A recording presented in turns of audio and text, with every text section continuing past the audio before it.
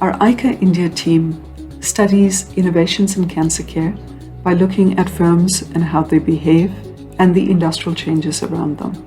Now, unlike other studies which really are focused on the clinical end, our focus is on the industrial dynamics of innovation in cancer care.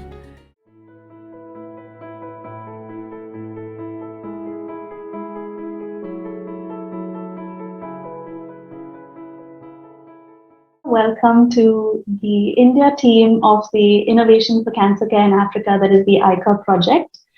This is a collaborative research effort involving teams across Kenya, Tanzania, India, and the UK. I am Pritika Rao, recently a research fellow with the ICA team at NCBS, the National Center for Biological Sciences, at the Tata Institute of Fundamental Research, which is hosting and facilitating this discussion. NCBS TIFR is one of India's premier research institutes specializing in biological research. At the outset, I'd also like to thank the ESRC and our principal investigator, Maureen McIntosh, professor at the Open University. I will now just give you a brief overview of how the session will proceed. We'll start with Professor Smita Srinivas. She was principal investigator for India on the ICA project, and she will speak on updating the economics of the war on cancer. She is an expert in economic development with a unique combination of scholarly and practical impact. During the course of her presentation, we will also reveal a few preliminary findings from the India team of the ICA study that my colleague Ojasvi Ghai will present. This will then be followed by a short video that provides a snapshot of the work that the ICA team has done in India. We will then round out the discussion with an eminent panel of multidisciplinary experts. My colleague Abhimanyu will introduce you to them shortly, and he will moderate the final portion of the session. Thank you again for being here. I hope you will enjoy the session. Smita, the floor is yours. Welcome, everyone. Namaskara.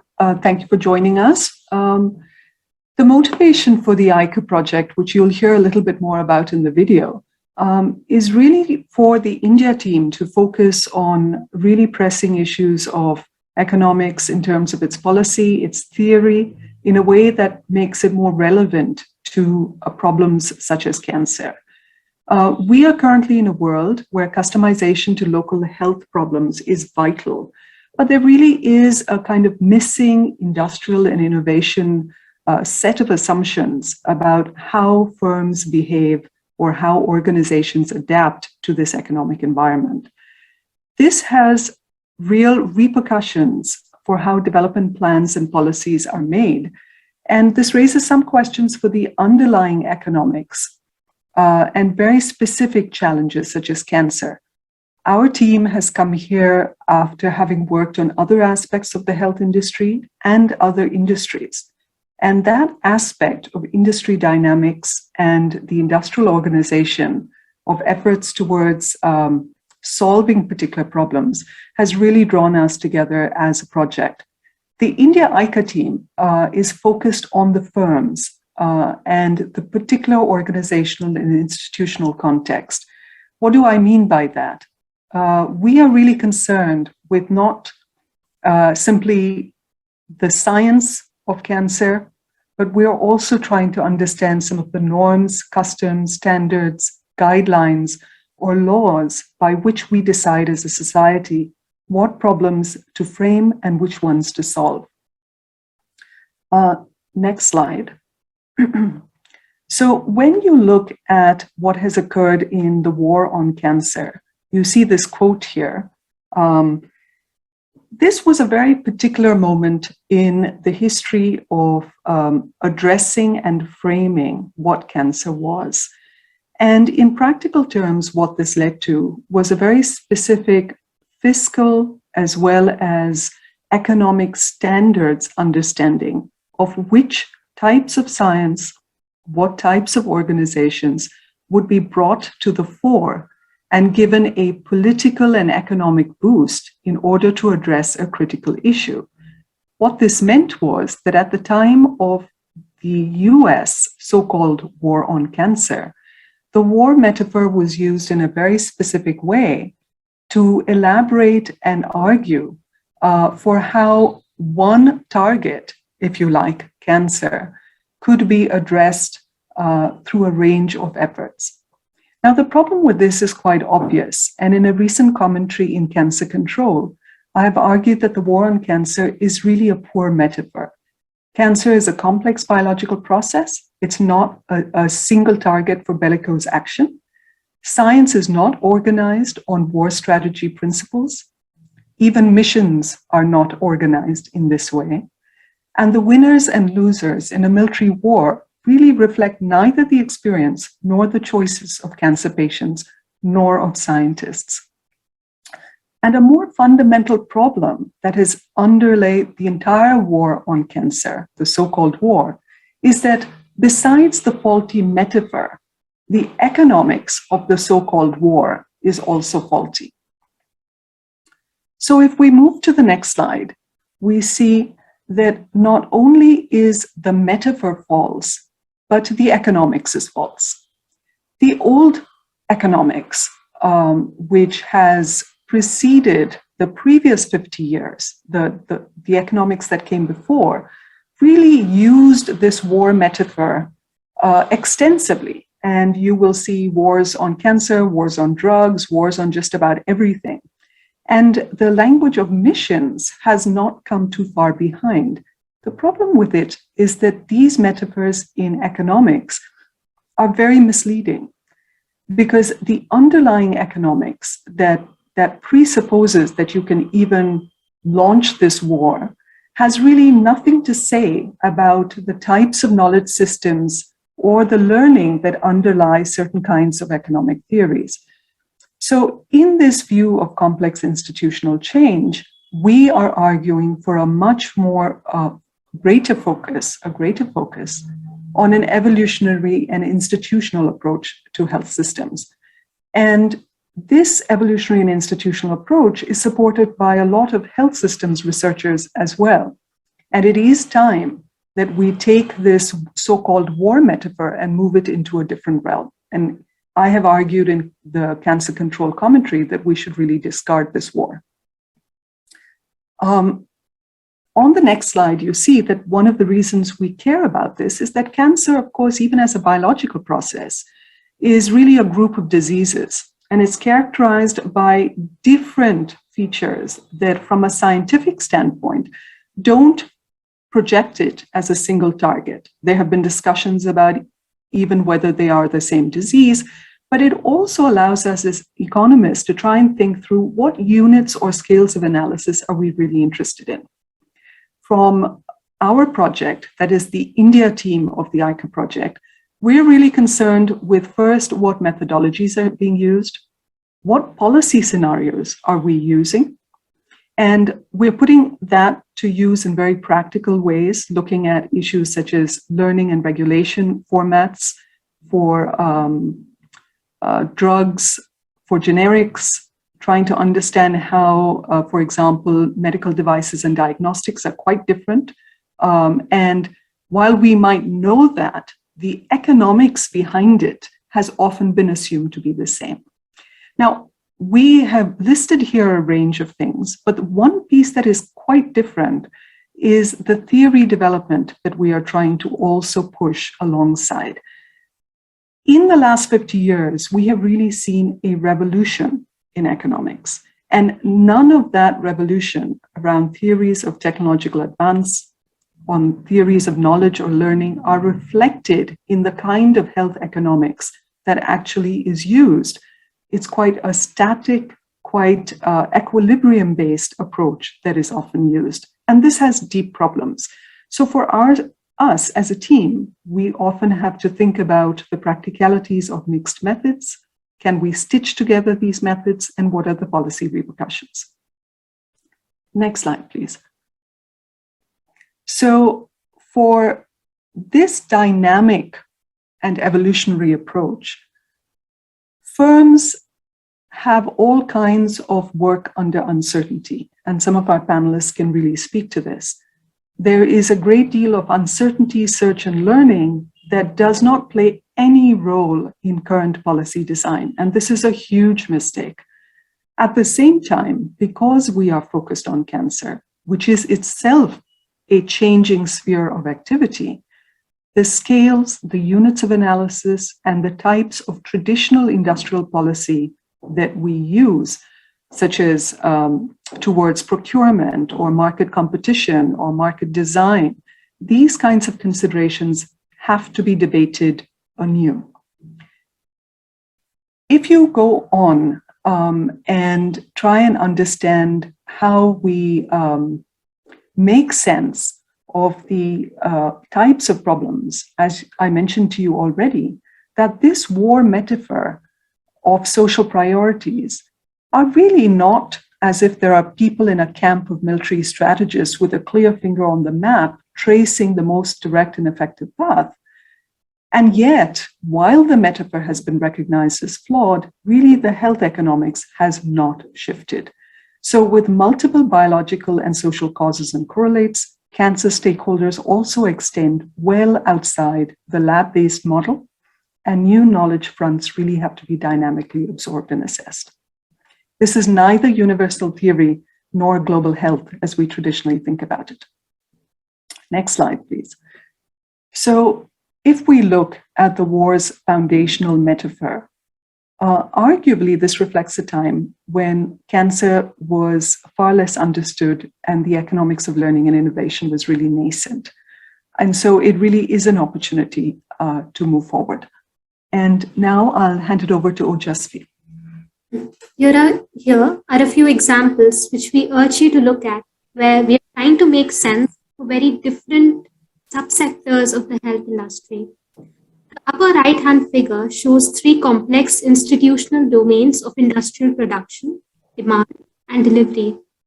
The upper left-hand arrow refers to generic pharmaceutical evolution in India in the last 70 years, and the lower arrow refers to the evolution of India's medical device and diagnostics. This analysis can be done on the level of products, services, and at an industry level. In this infographic, we look at a similar evolution to try and understand the specific combinations of production, demand, and delivery in terms of policy design.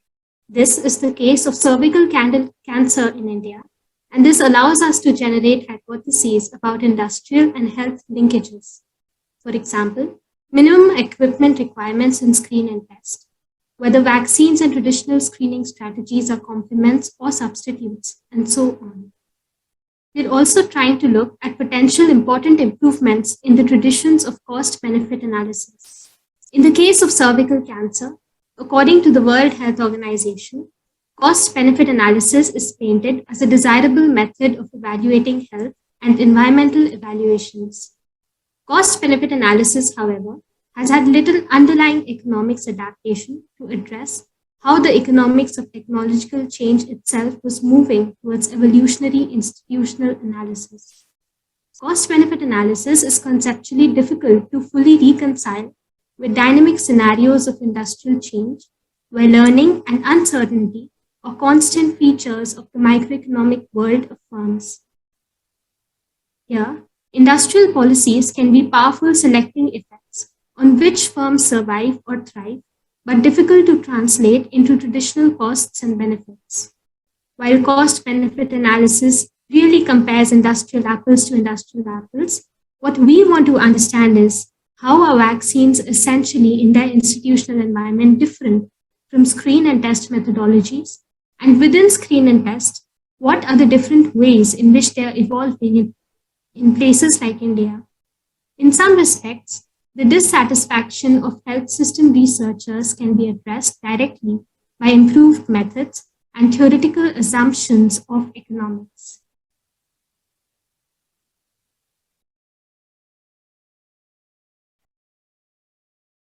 Just as we have been experimenting with different kinds of mixed methods from heuristics to detailed interviews, we also have a first-time detailed survey of 100 Indian firms, the bulk of whom actively work in cancer-related areas across different startup firms, commodity segment firms, and those that are outside the field of cancer.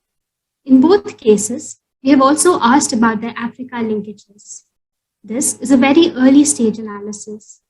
For example, you see that established firms versus startups have different perceptions of the need for government intervention.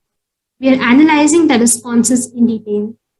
The lower right figure, which we will be writing and publishing about in most details, discusses perceived challenges in Indian firms in expanding in different sites in the African continent.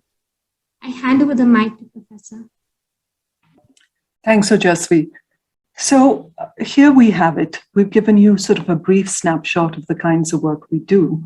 And obviously, both qualitative and quantitative efforts will continue past the term of the project itself. What COVID-19 has demonstrated is really the degree to which some of these economic realities we're talking about depend on how we respond to industrial supply chains and specific technology and innovation policy instruments.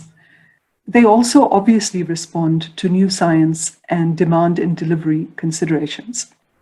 In other words, for economists who are very fond of talking about production, the word production really cannot be collapsed into universal models and needs to be thought of anew across Africa and within India.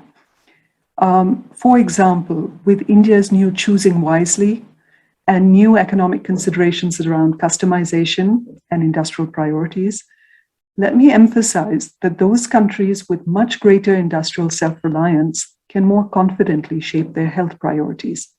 For instance, medical devices and diagnostics, India, even a country as capable as India, imports the bulk of it.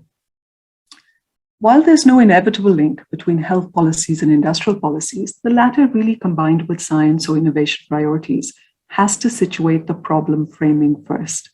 If cancer itself is a moving target, and the different kinds of cancer and sciences are, we must ask whether from an economic standpoint, we could differentiate more effective firms by technology, by price or quality, or decide in certain instances to entirely reject expensive solutions which don't really have reliable gains.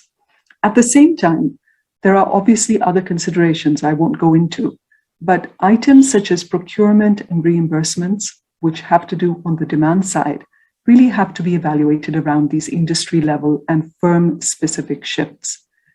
This real world variety, complexity, uncertainty, I think, and our team has really tried to kind of chip away at this problem, should be given due attention against what is a growing, quite false, static, quote unquote, rigor of clinical and economic evaluation, which sidelines some of this dynamic knowledge and new search avenues. So recall, the goal here is not building firms and ecosystems for their own sake, but really to address a very specific type of improved health problem. There are other industry analogies and system boundary problems that could also prove useful, and we are looking at those as well. So thank you. This is just a brief snapshot. We really encourage you to go to the ICA website, and we will have a whole range of published articles, reports, commentaries, and so on from our wider team.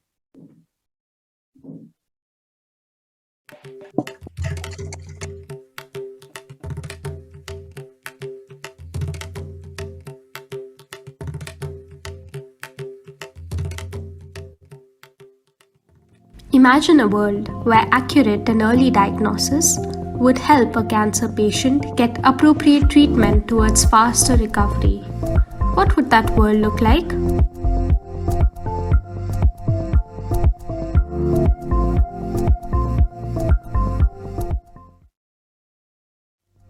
Well, there have been 4 countries involved. The African and Indian countries are very different in terms of everything from research approach to just history and experience. And the UK researchers are learning all the time, and about ourselves as well as about other people. I think we've been cultivating, efforts by health researchers to try to understand industrial data, by industrial researchers who are interested in health to have found health colleagues who actually want to talk to them for the first time. I very much hope that what will come out of it is a body of writing and a set of inputs to policy and policy debate, which both influence how cancer care is thought about. Really, I really hope that and addressed in low and middle income contexts. But also really does pull together, it's one of a series of processes that are pulling industrial researchers and health researchers closer together. The ICA India research team, headed by Professor Smita Srinivas, is exploring the intersection of economics, health, and policy analysis in cancer care. The Innovation for Cancer Care in Africa, or the ICA Project India team, is based at the National Centre for Biological Sciences of the Tata Institute of Fundamental Research in Bengaluru, India. Our ICA India project analyzes innovations in cancer care by studying firms and industry changes, and we really want to know what kinds of institutional design would reduce the risk and make low-cost, early and effective interventions in cancer care actually possible. Unlike other studies, we focus on the industrial background to innovation in cancer care rather than the clinical end. We study policy measures that influence the technological learning of firms and the innovations needed, whether they be technical, organizational, or institutional, in affecting cancer prevention to treatment and rehabilitation to cure. An economics and policy focus on firms and their industry dynamics allows us to see which cancer problems might be better addressed. Two examples that we are studying include cervical cancer and palliative care morphine. Please meet our ICA India team members. India is a potentially critical player in the global scientific, technology development, engineering, and industry dynamics of cancer care. But despite its history of solving far more complex issues, and with all of its industrial capabilities and its status as a supplier to the world, interestingly, India has not been able to tackle the problem of access to cervical cancer care. The project has been really enlightening, as a lot of my research allowed me to see just how fragmented the system was, with strong individual moving parts that didn't quite fit together as they should. The ICA project gave me a chance to look at palliative care and the availability of medical morphine in India. By looking at the production, procurement, and consumption of medical morphine, my research contributes to understanding the major issues and the kind of policy interventions required to improve access to medical morphine in India. I have learned that the issues of supply chain of raw materials or drugs are not only caused by logistical issues, but also have significant policy issues. The process of research was enjoyable because it allowed me to see the confluence of different research methods like observational, derived, etc. The one issue that I was surprised to know about India was that we had restricted the usage of cheaper drugs for palliative care. India has recently moved to a population-based screening system, where the role of firms is extremely critical in driving better screening outcomes. Through my research, I realized that India had very few domestic manufacturers of critical equipment, even like digital mammography machines. In our research, we found that the problem is not one of science and technology capacity, but of better economic policy that can incentivize firms to innovate. Come, join us on our journey as we discuss what it means to study cancer care from our perspective. Be sure to watch the next video and other materials from the ICA India project.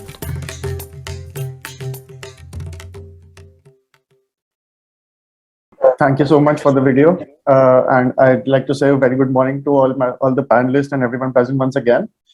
We'll be moving ahead with the panel discussion on updating the economics of the war on cancer. So we have an eminent panel amongst us today with a rich experience in addressing cancer in India. A cancer scientist in Dr. Dimple Notani, who's with NCBS Bangalore, a leading clinician in Padma Shri Dr. Ravi Kannan, and a scientist CEO in Dr. Pawan Mehrotra, who's the founder of Arna Biomedical Products. And finally, we have Professor Smita, who is leading the India ICA initiative. I'd like to start right away, and my first question would be to you, Dr. Notani. I would like to understand from you about what would be the worrisome gaps in cancer research in India, as well as its transition into better products and healthcare for patients in India. Thanks, Abhimanyu, for the introduction. And as Abhimanyu said, I'm a researcher here based in NCBS. And what my lab does is we are trying to understand why certain populations in the world are more predisposed, genetically predisposed to certain type of tumors. For example, men of African ancestry are more prone to prostate tumors, but the genetic basis is not understood. And we are trying to understand this along with what changes in a cell molecularly that it transforms into a cancer. And the long-term goal of my lab would be to come up with affordable biomarkers that can diagnose some sort of tumors that are more prevalent in India, and ultimately come up with some therapeutic strategies to treat these cancers. So now talking about the gap in my research, biggest challenge that I face is access to the freshly isolated tumors. So because we have a lot of breast cancer burden and cervical cancer burden, so my research requires these freshly isolated tumors. However, the problem lies is effective collaboration between clinicians and scientists, which is not really so common in India. And even if it happens, geographically, the labs and hospitals are at two different locations. So access to these tumor samples that are still preserved is difficult. The second challenge, which is very much related to our discussion, is how, as a researcher, I come across some of the ways by which strategies can be developed to tackle the cancer. I mean, a research that is translated from lab to bedside. But the gap between these two is huge in India. And as a researcher, for me, it becomes very difficult to navigate the space. So that there certainly we need help.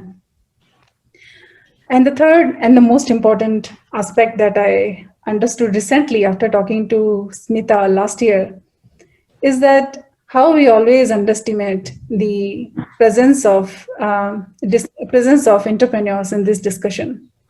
Why I'm telling is because recently I had attended a meeting in Cancer Grid by Tata Memorial, and I understood that majority of the genetic panels that we use in India to assess the mutation are imported. Like Smita was mentioning, that all these reagents are imported. And this is why they are very, very expensive and cannot be given to a population which is so poor in India. On the other hand, within our lab, we have strategies to make these reagents in India. We can make these genetic panels within the labs. But because we don't have these conversation open with entrepreneurs and clinicians and researchers, somehow we are not able to mass produce these reagents for benefit of poor people in India. Yeah, these are the gaps. Even that I can, think of on top of my Thank you so much. Yeah, I'd like to pull in Dr. Mehrotra over here to understand, since Dr. Mehrotra himself made the transition from a scientist to an entrepreneur. Could you help us understand in terms of the economics as well as the policy, the kind of support that you received and the kind of challenges that you faced in this entire transition? Thank you, Abhimanyu.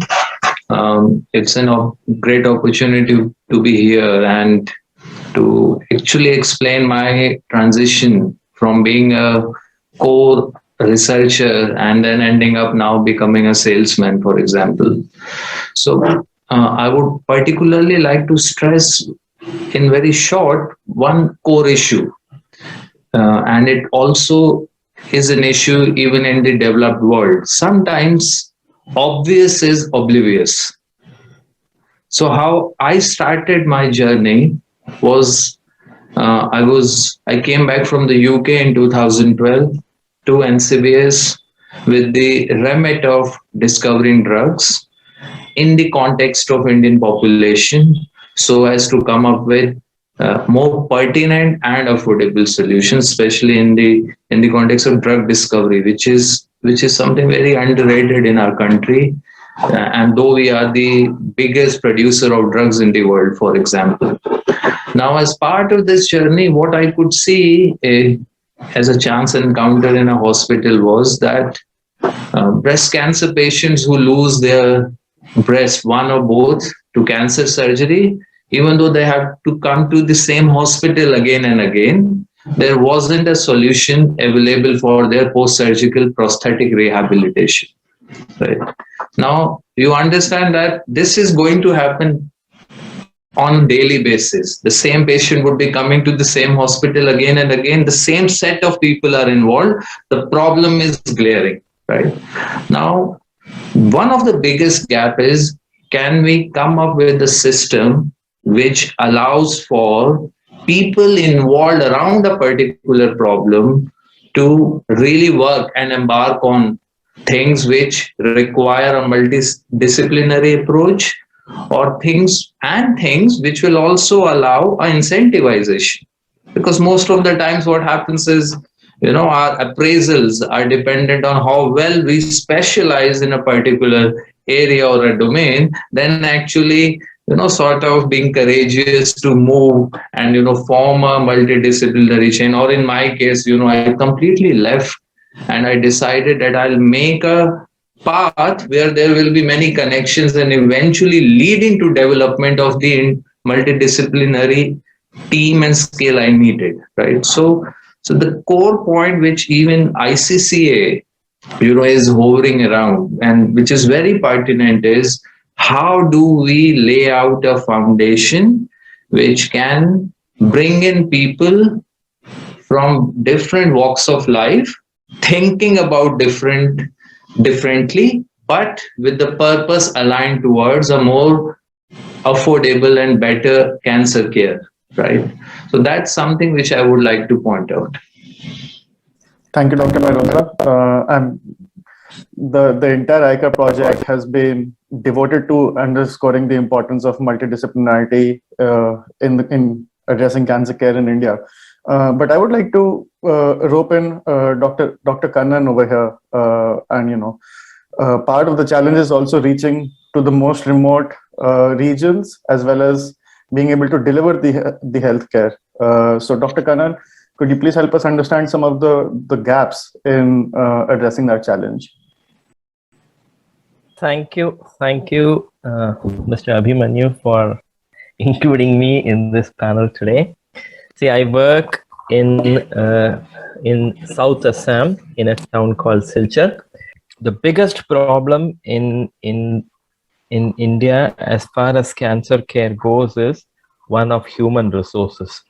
See, we have the best of qualified people, we have best of technology, best of equipment, but all of them are in larger metros, and smaller towns, be tier cities and lower, have virtually very little. I can understand why this happens, but this is a problem. The second thing is a question of implementation. See, as far as cancer care goes, it's a long drawn process, and with many of our patients working for low incomes or for daily wages, taking time off repeatedly, to go for chemotherapy or radiation, or the whole process invariably will take a year, and then they have to recover from their fatigue and toxic side effects. And so it's a long process. And imagine a breadwinner, going with a patient repeatedly to the hospital, rest of the family will starve. And so very often, many of our patients either do not start treatment or default halfway through the treatment, and so cancer care really cannot be delivered more than 200-250 kilometers from their homes. And we need to look at this, more as a policy, as a implementation question.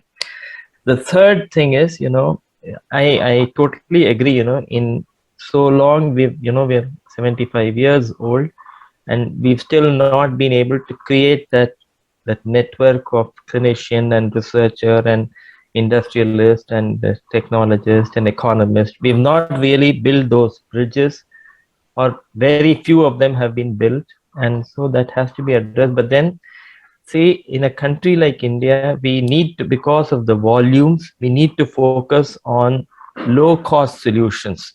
We need to focus on processes that will deliver more value for the money spent. I know many of you will club me when I talk of HPV vaccination. See, we see about 1.6 lakh new cervical cancers in the country every year. And available HPV vaccines will probably prevent 70-80% of the cancers. HPV vaccination does not eliminate the need for screening. A vaccinated woman still needs to be screened periodically. And then, because of improved socioeconomic status, because of improved healthcare indices, without any organized screening or vaccination program. See, when I was a resident 30 years ago, many parts of the country would see 30, 35 individuals, new cancers for every 100,000 population. Today, most registries see under 15 per 100,000 population. Numbers have dropped without any effort, and they will continue to drop till we reach about 5 or 6 per 100,000 population. India has a population of 1.4 billion. 600 million will be women. 200 million will be vaccination eligible women. Imagine vaccinating so many people to prevent 1.2 lakh cancers, and still having to screen, still having to go through all that. This is something we must debate. Look at the thing of radiation therapy. I know many radiation oncologists will pick a bone with me if I say, we have telecobalt machines which can treat a vast majority of cancers in the country effectively. And if the technologists and the radiation oncologists pay a little attention with good low morbidity, it doesn't have to be every time I talk to a radiation oncologist, they will say the morbidity of cobalt machine is far more than a linear accelerator. But then if we have to go to, so many far-flung areas, putting a linear accelerator, finding problems with servicing, finding problems with spare parts, having the machine break down frequently, needing, making sure electricity is there all the time, air conditioning, it's a challenge. Whereas telecobalt machines can very well be used in all parts of the country with low level of, just little bit of attention.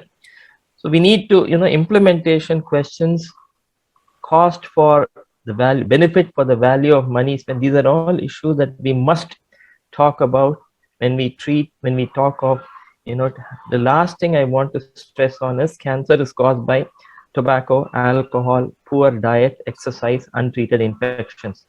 If you look at coronary vascular disease, tobacco, alcohol, diet, exercise. If you look at stroke, tobacco, alcohol, diet, exercise. If you look at diabetes, hypertension, peripheral, whole lot of non-communicable diseases have the same set of causative agents. And we as a nation have delight in, putting up expensive hospitals, top class infrastructure, radiation machines, MRIs, lasers, blah, blah, blah, blah. But we don't want to, as a nation, devote time in health promotion. When we prevent cancer, we prevent a whole lot of non-communicable disease. We're actually promoting health in the community. And it is profitable. Not only will we spend less on healthcare, we will save some money when we don't spend it on tobacco and alcohol. And we need to have innovative approaches. Technology can be a great help in doing this. And so we need to focus on this. Thank you. The point that multiple causative roles are played by these different variables, we have a multi-causal, systemic, and quite evolving problem, is a classic evolutionary institutional economics approach. And I'm not making a plug that everyone needs to migrate to this. I'm really making a plug to say that there are real problems with our current assessments, particularly our international assessments about what should be done across classes of countries. And I beg to differ. I think there's actually a great deal that needs to be done within countries about what it is they want to make, repair, use, make available within that geography. And also the point I think that all our panelists made, which is that sometimes the adaptive solution requires a certain kind of understanding of what cancer is and how it may relate to multiple other diseases. So the traditional health economics really does fail us here, and we do have to build that debate. Recently, as part of the G20 and the Think 20, I put out a short commentary talking about industrial policies for health. And again, many of those, the points about tobacco or other kinds of effects of pesticides, many others, these have to be brought in. We tend to have a very, very narrow way of looking at this problem. So thank you. Thank you, Professor Smita. I would like to bring in Dr. Mehrotra once again. Dr. Mehrotra, a lot of the policies, they're focused in terms of, as Dr. Kannan mentioned, building new hospitals, taking specific approaches towards cancer care. But could you help us understand in terms of what would be the missing link to bring it together with practical business solutions, new business models, and reaching out to specific sets of populations within India? So Dr. Kannan really raised a very pertinent point, that one of the ways whereby you can use your existing resources is to utilize it efficiently, so that per rupee or per USD spent reaches out to the more and in a deeper manner in terms of accessibility. Now, what happens is, like Dr. Kannan here has articulated a set of unmet needs which need solutions and frugal solutions. India, given the geographic spread, socio-economic situation, and the culture, what we also need to really understand is, if we evolve a solution from the sufferers, or if we make the beneficiaries a part of our solution process development, then more effective and more cost viable solutions will emerge, right? Now, what happens? The problems are there in one silo because the patient and doctor interfaces are much more frequent, right? Then there is another silo of so-called, let's say, businessmen, industrialists, who are looking for opportunities. And most of the time, this silo would not have people who have any understanding of basically, for example, biotech or health tech, right? And because we do not have a precedence of healthcare innovations. 80 to 90% of what we use in the healthcare today, after 75 years of independence, is imported. Now, when this silo has identified problems, and in the context of problems where the solutions have to be aspirational, dependent on what the patient needs than what we think they would need. And then you have business people who have a very sharp mind to make it sustainable, right? And we need to embrace and respect them. And somehow what I felt during this journey is, my own journey is, that if you are a doctor, you are a researcher, you are an engineer, fine. You all get a different kind of a respect, okay? The moment you bring in together with these people someone who just talks numbers, who is going to make it more sustainable, practical, and longer, the person doesn't get the kind of say in the whole system, right? So we need to also see that, like the other stakeholders, we have to create a situation where immense respect and due respect for these people who are going to hold these three together, let's say, is there. One major thing is also, you would not see in India, you would see in India what? IITs, IIMs, biological research institutes. We have very good policy research institutes also. But never ever we have a core institute which sort of, is like IPAD, Institute for Passionate, Ambitious and Dreamers. wherein we have people from all these different institutions who always had a craving to do something multidisciplinary, tossing them cancer, allowing them to evolve, co-evolve actually solution. And that is how sustainability will happen. As a researcher whose ambition is to come up with publications and patent, I have also developed a product and implemented it. You know, the kind of satisfaction which you get when your ideas and also when you have a product in hand and which is being used is immense.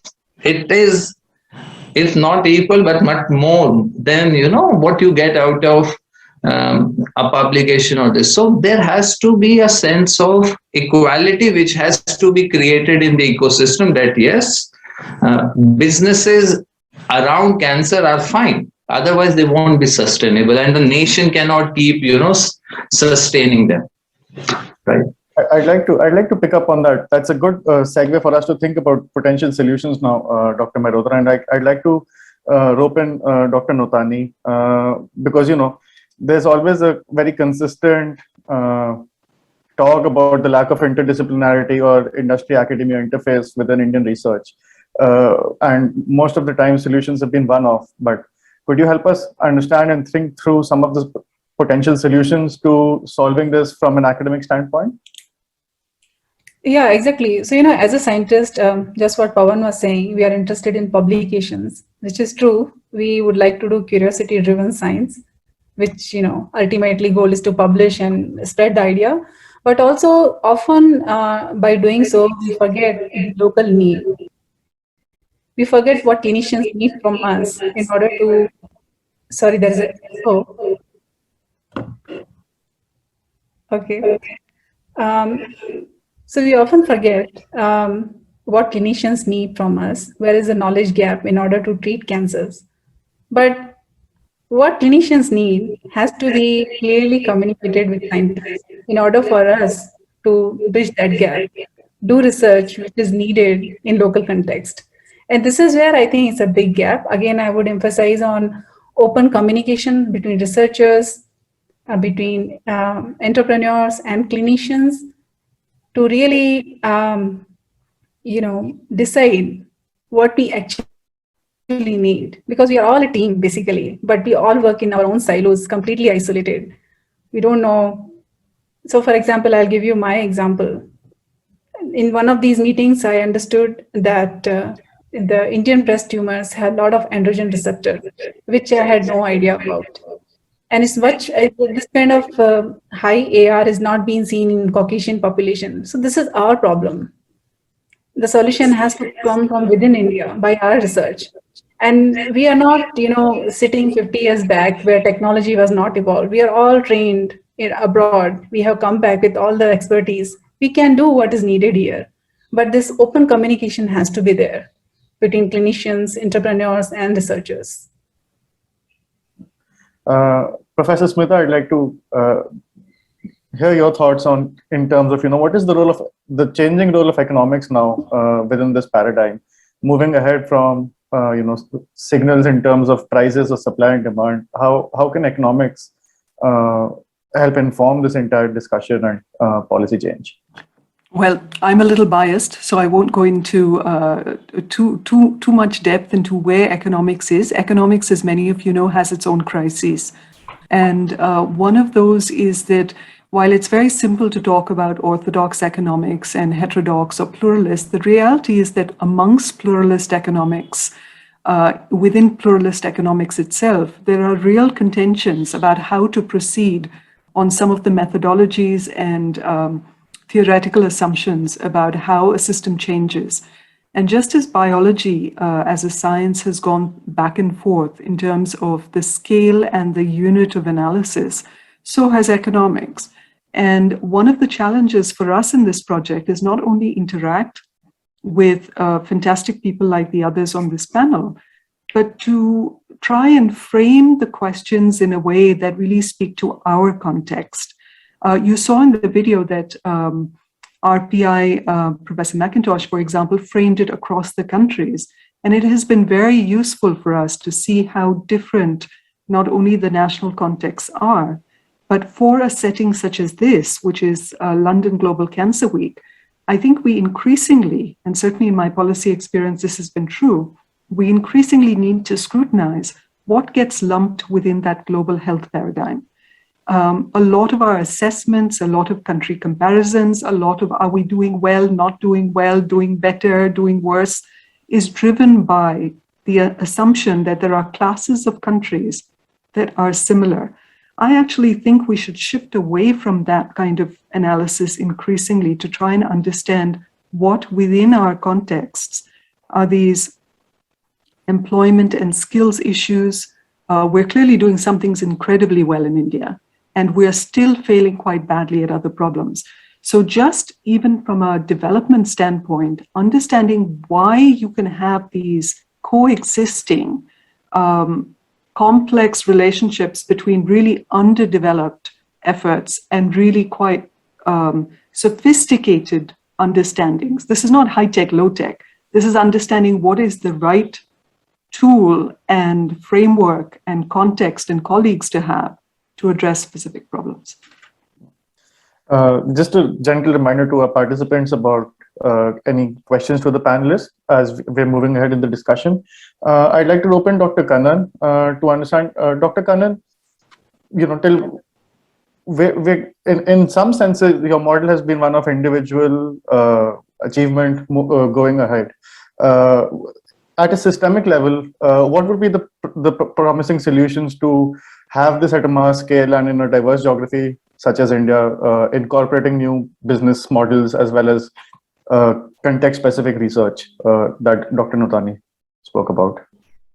See, India is really a continent, and you cannot have a one-size-fits-all solution.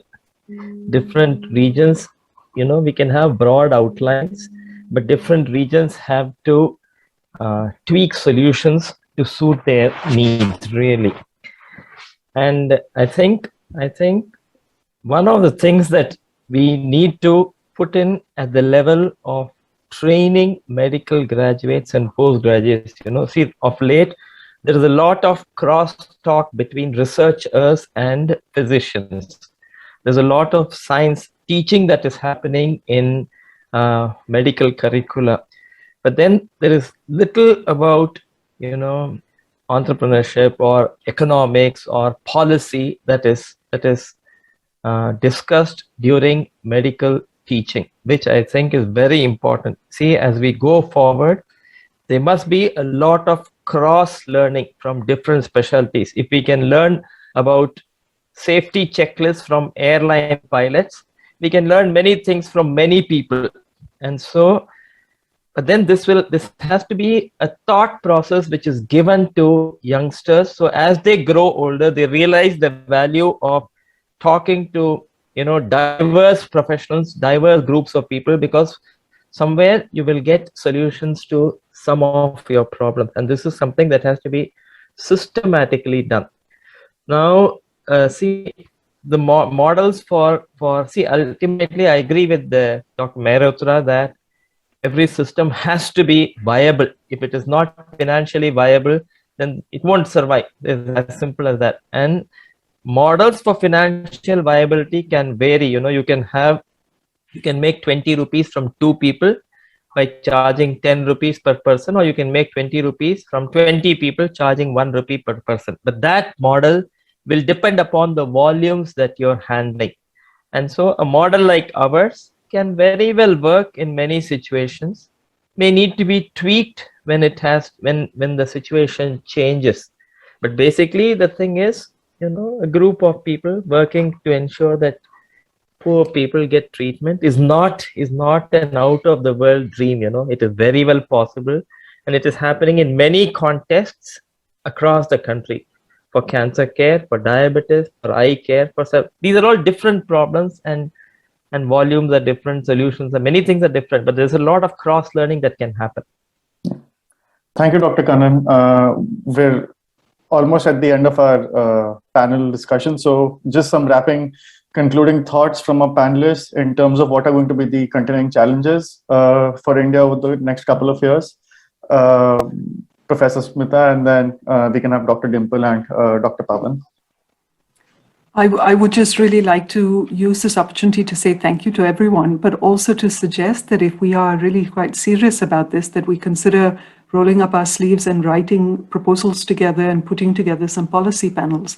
I think that would be both a natural next step, but also this point that has been brought up repeatedly, that you can have huge unevenness in the same country, and this capacity to kind of confidently frame and address priorities, a policy agenda setting, is not something that just comes automatically. It's actually a capacity that has to be built.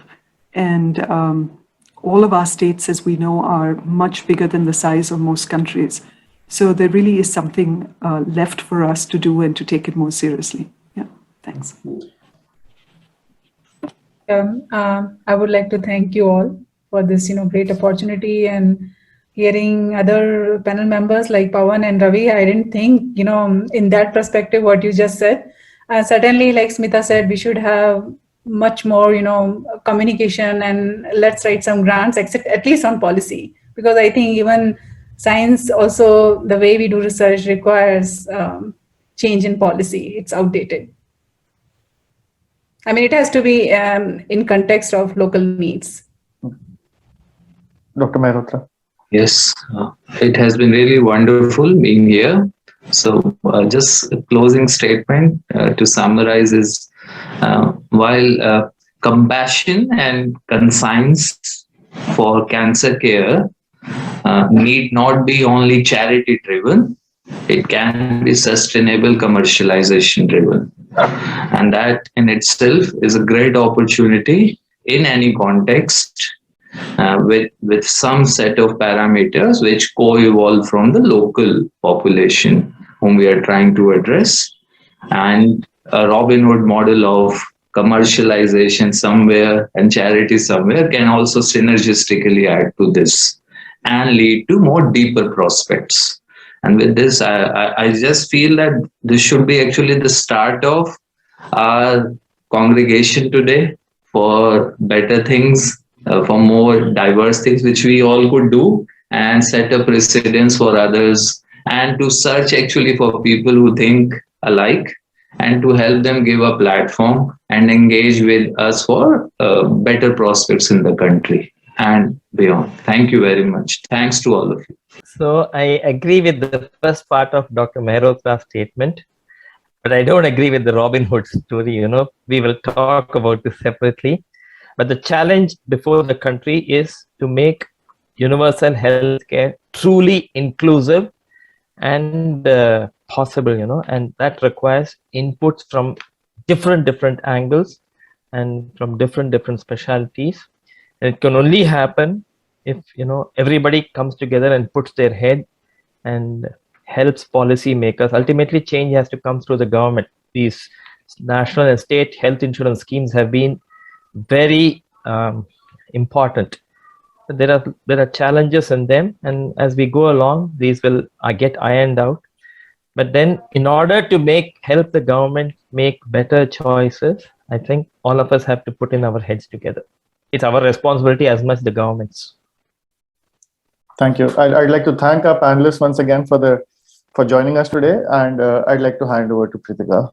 Thank you all for joining us today. As you've heard, we're really focused on addressing theoretical new methods, policy scenarios, etc., that will be relevant to many stakeholders who are working on cancer issues.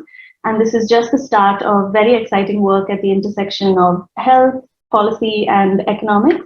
As a team, we have several publications in the press, new working papers, new journal articles, and a unique podcast and video series that will be coming out. We'd really like for you to be able to listen to our podcast, join our video sessions, and read and engage with our work by sharing and distributing it widely. I will paste a link to the ICA website in the chat where you can access all of this information. Thank you all for a great session. It was wonderful to have all of you join us. We hope that you found this time insightful and eye-opening. Have a lovely afternoon. Thank you.